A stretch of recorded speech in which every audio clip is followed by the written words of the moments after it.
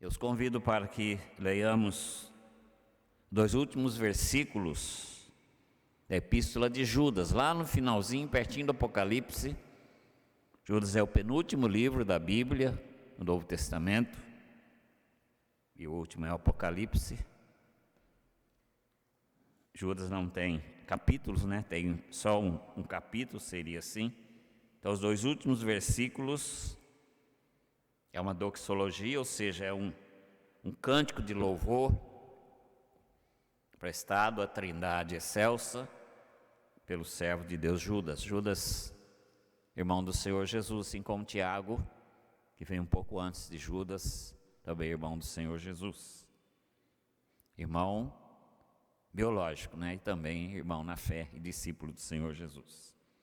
Diz assim, versículo 24: Ora, aquele que é poderoso para vos guardar de tropeços e para vos apresentar com exultação, imaculados diante da sua glória, ao único Deus, nosso Salvador, mediante Jesus Cristo, Senhor nosso, glória, majestade, império e soberania, antes de todas as eras, e agora, e por todos os séculos. Amém. Pai querido, teu servo já orou pedindo a direção do Senhor. Mais uma vez pedimos que teu Espírito, que é o nosso mestre por excelência, fale ao nosso coração nesta noite. Os irmãos que estão aqui presencialmente, os irmãos que estão conosco pela internet, Pai, que a tua graça seja abundante em nossa vida mais uma vez. E assim o nome do Senhor será glorificado e exaltado. Pai, que a tua palavra fale aos nossos corações, em nome de Jesus. Amém. Queridos, a carta de Judas foi escrita com o objetivo de orientar a igreja do Senhor Jesus sobre os falsos mestres que penetravam nas igrejas, trazendo ensinos que não eram a verdade da palavra de Deus. Então Judas escreve para alertar a igreja, e ele conclui a sua carta dizendo para a igreja: se vocês tiverem a fé de vocês enraizada naquele que é todo-poderoso,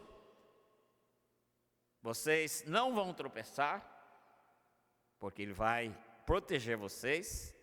Vocês vão estar sendo apresentados diante dEle com a vida pura, sem mácula, com grande alegria.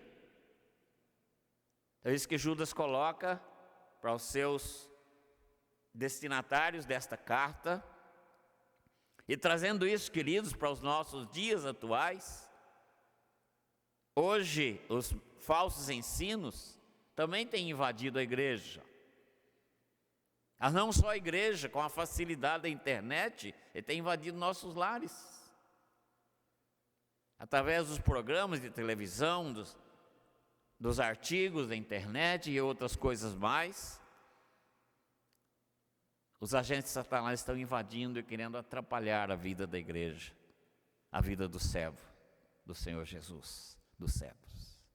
Então, esta mensagem desta noite, eu quero desafiar cada um de vocês a que enraizem a fé de vocês naquele que é todo-poderoso. Ora, aquele que é todo-poderoso. Então, uma fé enraizada naquele que é todo-poderoso. João Calvino, comentando esse cântico de Judas, ele diz assim: é um cântico de exaltação à Trindade que expressa confiança no poder de Deus para preservar o seu povo. Veja aí, preservar o seu povo até o fim, e que reconhece a eterna grandeza de Deus em sua glória, majestade, domínio e poder. Então veja aí, queridos, o cuidado de Deus com as nossas vidas. Deus quer cuidar da nossa vida, mas Ele só vai poder cuidar se a nossa fé estiver enraizada nele, alicerçada nele, fixada nele. Por quê? Porque Ele é o Deus Todo-Poderoso. Então nós podemos dizer que uma fé enraizada no Todo-Poderoso, ela suporta a pressão da carne.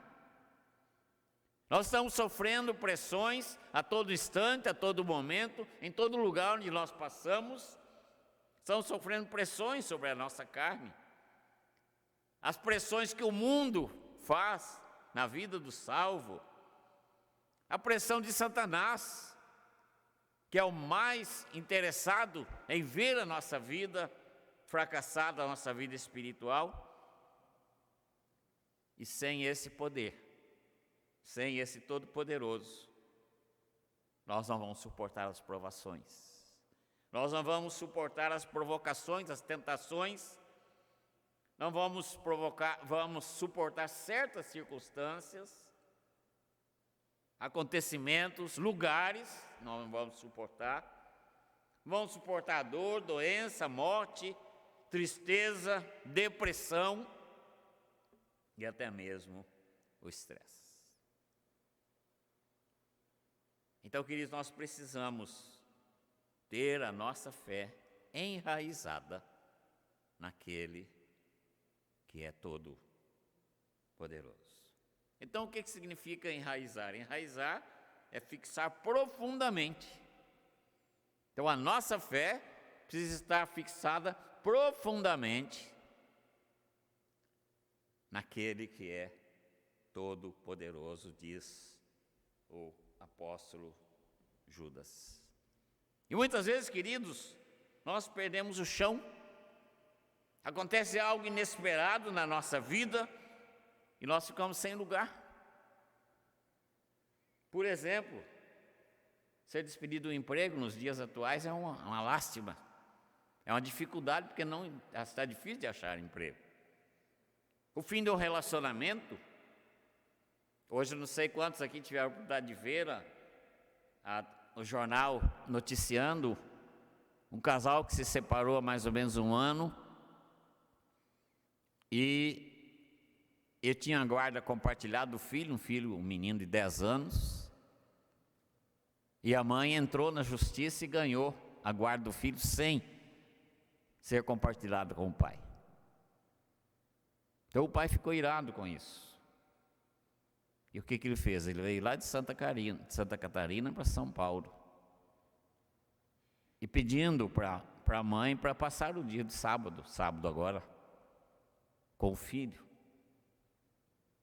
E ele foi lá, pegou o filho, foi para um hotel.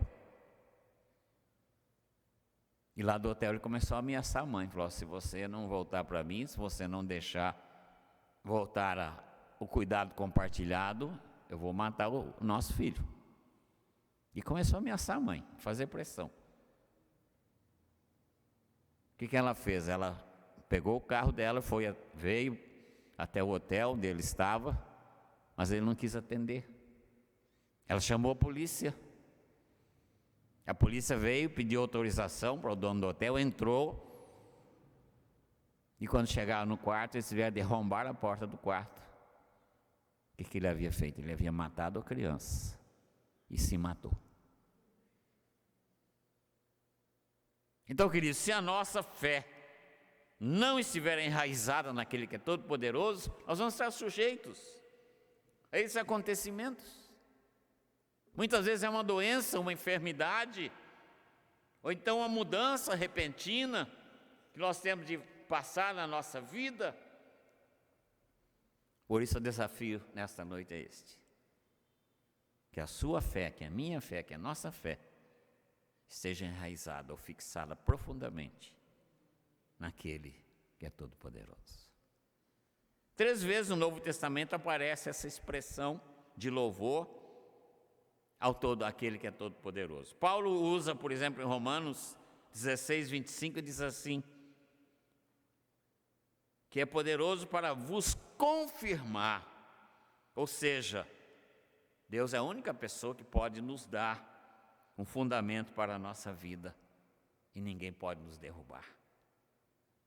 Outro texto também de Paulo, em Efésios 3:20, diz assim: aquele que é poderoso para fazer infinitamente mais do que tudo quanto pedimos ou pensamos. Ou seja, o Deus Todo-Poderoso é aquele que jamais se esgotou para ninguém. O Deus Todo-Poderoso é aquele em quem nós podemos pedir, nunca vai ser demais. Muitas vezes alguém começa a pedir alguma coisa para a gente e fala: chega, você já pediu muito, já pediu demais. Mas o nosso Deus Todo-Poderoso não é assim. Você pode pedir. Jamais vai ser muito para Ele. Então, queridos, Judas oferece aqui mais uma vez o seu louvor ao Deus que é poderoso. Poderoso para quê? Em primeiro lugar, para nos guardar de cair. Ora, aquele que é poderoso para nos guardar de tropeços. Diz a parte do versículo 24. E a palavra guardar, usada aqui, no grego, ela aplica em duas situações. O andar seguro de um cavalo, que jamais tropeça, principalmente o cavalo de um soldado, de um guerreiro, que está partindo para a batalha, o cavalo não pode tropeçar, porque se ele tropeçar, já era o guerreiro, Então é usado para esse sentido e também para o sentido de um homem que, por ser uma pessoa que está guardada por Deus, ele não vai cair no erro, porque ele vai estar guardado. Então esse é o sentido da palavra guardar. Então, para nos guardar de cair. E o Salmo 121, no verso 3, aparece a expressão: Ele não permitirá que os teus pés vacilem. Então, queridos, caminhar com Deus é caminhar em segurança, mesmo pelos lugares mais difíceis que você passar, mesmo que você tenha de enfrentar os becos mais escuros da vida, mesmo que você tenha de passar pelos caminhos mais escorregadios, você está guardado. Glória a Deus. Estamos guardados, podemos caminhar com segurança. Me vem à mente aqueles escaladores de montanha, aqueles alpinistas, Eles vão ligados um ao outro com uma corda, e bem forte. E quando alguém que está iniciando leva um escorregão, ou perde a posição do pé ou da mão, e ele começa a cair, ele está preso àquela corda, ele está seguro. E sempre tem perto dele alguém que tem muita experiência para poder segurá-lo e salvá-lo da queda e até da própria morte. Então assim funcionam os escaladores. Então, da mesma forma, quando a nossa fé está enraizada no Deus Todo-Poderoso, Ele dá para você e para mim segurança para caminhar e Ele nos protege. Ainda que eu ande pelo vale da sombra da morte, não temerei mal nenhum, porque Tu estás comigo. Então nós devemos, queridos, estar sempre glorificando a Deus Todo-Poderoso, porque Ele pode e nos guarda de cair. Ele nos protege, Ele nos dá segurança. E em segundo lugar, Judas oferece o seu louvor também ao Todo-Poderoso, porque Ele é poderoso para nos apresentar sem mancha, para vos apresentar imaculados diante de sua glória. Você vai dizer, mas apresentar para quem? Para Ele mesmo. Ele quer que você se apresente diante dEle sem mancha, sem imaculado. E Ele mesmo vai fazer isto na sua vida e na minha vida. E essa palavra, usada aqui, apresentado sem mancha, era usada nos sacrifícios, lá do Velho Testamento, e era empregada nesse sentido de um animal que era preparado para ser oferecido aos deuses. Então aquele animal tinha de ser um animal perfeito. Ele tinha de ter uma idade adequada, tinha de ser sem qualquer tipo de mancha ou defeito para poder ser oferecido. Então veja aí que o Deus, que é todo-poderoso, prepara você para Ele mesmo. Que bom que não somos nós que temos de nos preparar, né? Porque nós somos imperfeitos, nós somos pecadores. Então Ele mesmo nos prepara, diz o texto, para nos apresentar sem mancha, na presença da sua própria glória. Que maravilha, irmãos. Isso enche o nosso coração. Isso nos leva a ter a nossa fé cada vez mais firmada nesse Deus Todo-Poderoso. Nós não cremos, não colocamos a nossa fé em pessoas, em coisas, em instrumentos, mas no Deus que é todo-poderoso. Em terceiro lugar, Judas também oferece seu louvor àquele que é poderoso, para nos apresentar com grande alegria, para vos apresentar com exultação. Então veja que coisa maravilhosa. Primeiro nos guarda para a gente não tropeçar. Onde nós estivermos, Ele está nos guardando. E a gente vai lá para o Salmo e diz que o anjo do Senhor acampa-se ao redor dos que o temem e os livra. Várias vezes no trabalho missionário, eu trabalhei como missionário com a missão norte-americana por 4 anos, 2 anos no Pará, na Transamazônica. Nós fomos para lá para plantar o trabalho presbiteriano lá, 1976, 77, e 2 anos no norte de Goiás, também plantando trabalhos, abrindo igrejas. E muitas vezes, queridos, a gente entrava na mata, lá na Transamazônica, apenas com a mochila nas costas. E naquela época havia muito animal selvagem lá, hoje já não tem mais. Mas você podia encontrar uma cobra grande e venenosa. Você podia encontrar com uma onça, que eu encontrei pelo menos 2 vezes. E outros animais selvagens. Mas jamais o medo tomou conta do meu coração. Jamais eu deixei de fazer um trabalho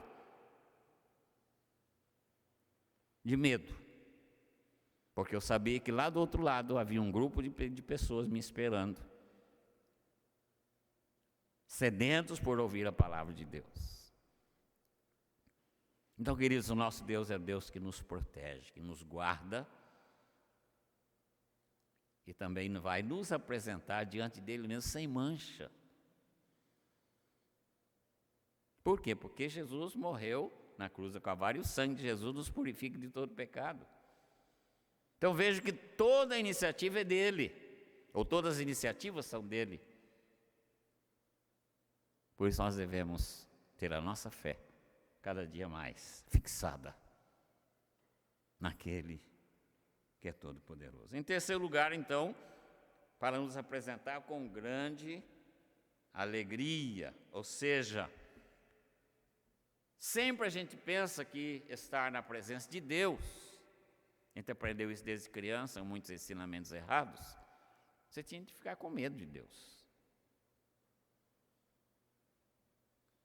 Porque muitas vezes as pessoas ensinaram que Deus é um tirano, fica castigando todo mundo. O Deus do Velho Testamento era um Deus justo, que continua sendo justo hoje, mas nós estamos agora debaixo da justiça de Cristo. Então a nossa tendência é sempre pensar de entrar na presença de Deus com medo, com temor, com tremor, com vergonha, com desonra, porque nós somos pecadores. E Ele é um Deus santo. Os irmãos se lembram da posição do jovem Isaías, quando ele está lá, tem aquela visão do templo, e ele vê aquela fumaça enchendo o templo, e ele tem a visão do trono, e Deus assentado no trono, e os anjos voando ao seu redor, e louvando ao Senhor.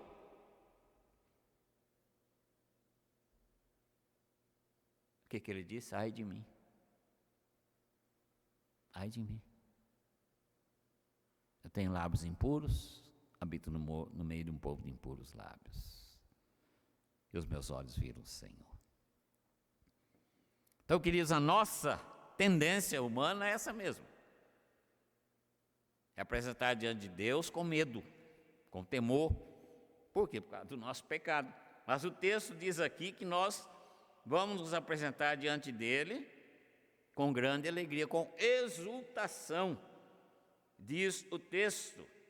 Por quê? Por causa do trabalho, da obra, da vida, do ministério e do sacrifício do Senhor Jesus Cristo. Então nós sabemos que podemos ir a Ele com anseio e com alegria. Assim como a corça suspira pela corrente das águas, assim por teu Deus suspira a minha alma. Ter esse anseio, esta sede, podemos nos apresentar, e com alegria. Por quê? Ele venceu, o Senhor Jesus venceu todo o medo, todo o temor, ali na cruz do Calvário. Então agora nós podemos chegar diante desse Deus maravilhoso, e ao invés de vê-lo como um juiz severo, nós o temos como um Pai amoroso. Eu vejo que maravilha, queridos. Nós devemos nos apresentar diante dele, porque ele é todo-poderoso, com alegria. Jamais apresentar diante dele com o coração cheio de tristeza. Nós cantamos, a alegria está no coração de quem já conhece Jesus. Porque a alegria que é colocada no nosso coração é uma alegria permanente, duradoura, não é uma alegria falsa. A gente pensa muito em alegria falsa nesse período que acabamos de passar do carnaval. As pessoas ficam eufóricas, se preparam o ano todo para 2, 3, 4 dias depois. E depois? Depois vem as doenças, vem as consequências, vem as dívidas, vem os desesperos, vem as separações, vem os filhos sofrendo com a separação dos pais. Que alegria é esta? Essa alegria que é nos dada pelo Pai na pessoa de Jesus Cristo é uma alegria duradoura e permanente. Então, em terceiro lugar, ele é poderoso para nos apresentar diante dele com grande alegria. Com grande alegria. E concluindo a nossa mensagem, então vejo que, voltando um pouquinho antes, ele fala sobre Deus, o nosso Salvador. Você vai dizer, mas Salvador não é Jesus? Salvador é o Deus Pai, Salvador é o Senhor Jesus Cristo, Salvador é o Deus Espírito Santo, porque eles são um só. Então Judas nos chama a atenção para essa expressão. E veja o que aconteceu em Lucas capítulo 1, versos 46 e 47, quando Maria vai à casa de Isabel, as duas primas se encontram, diz assim: então disse Maria, a minha alma engrandece ao Senhor, e o meu espírito se alegrou em Deus, meu Salvador. Então é o Deus Pai. Paulo usa também essa expressão escrevendo a Timóteo, 1 Timóteo capítulo 1, verso 1. Paulo, apóstolo de Jesus Cristo, pelo mandato de Deus, nosso Salvador, e de Cristo Jesus, nossa esperança. E também Paulo escrevendo a Tito, capítulo 1, verso 3, e diz: e em tempos devidos manifestou a sua palavra, mediante a pregação que me foi confiada por mandato de Deus, nosso Salvador. Então, Deus, nosso Salvador. Então, nós temos um Deus que é todo-poderoso, que é também o nosso Salvador. Então, por isso, nós podemos nos apresentar diante dele com grande alegria. Por que o salvo tem de ser uma pessoa alegre? Por causa da sua certeza, né? Ele sabe que neste mundo ele vive no amor de Deus. Irmãos, esse amor de Deus é manifesto na nossa vida a cada momento, a cada instante. E o salvo também sabe que na vida vindoura, ele sabe que enquanto ele está caminhando aqui, está indo para a glória, Ele está na direção do grande amor de Deus. Vinde bendito de meu Pai, Jesus disse que Ele vai falar um dia para cada um de nós. É o grande amor de Deus, abrindo os braços para nos receber, para vivermos para sempre com Ele, na glória eterna. Portanto, queridos, o amor de Deus é a meta de toda a nossa vida. Vivemos nesse amor, estamos caminhando para esse grande amor, e um dia estaremos vivendo para sempre esse grande amor na presença do Senhor Jesus. E Judas conclui o texto mostrando aqui uma quádrupla declaração. Ele faz uma declaração dividida em 4 partes, né? Então, primeiramente, ele usa a palavra glória. Ele diz assim: ao único Deus, nosso Salvador, mediante Jesus Cristo, Senhor nosso, glória. Parece que é a palavra glória. E essa palavra glória é a soma de todos os atributos divinos. Então você deve glorificar a Deus por causa dos seus atributos. Depois ele usa a palavra majestade. A majestade de Deus é insuperável. Porque Deus é a majestade acima de todas as majestades. Depois ele usa a palavra domínio, que fala da força para cumprir os seus propósitos. E o Senhor Jesus diz assim, queridos, em João capítulo 6, diz: todo aquele que o Pai me dá, esse vem a mim, e o que vem a mim de maneira nenhuma lançarei fora.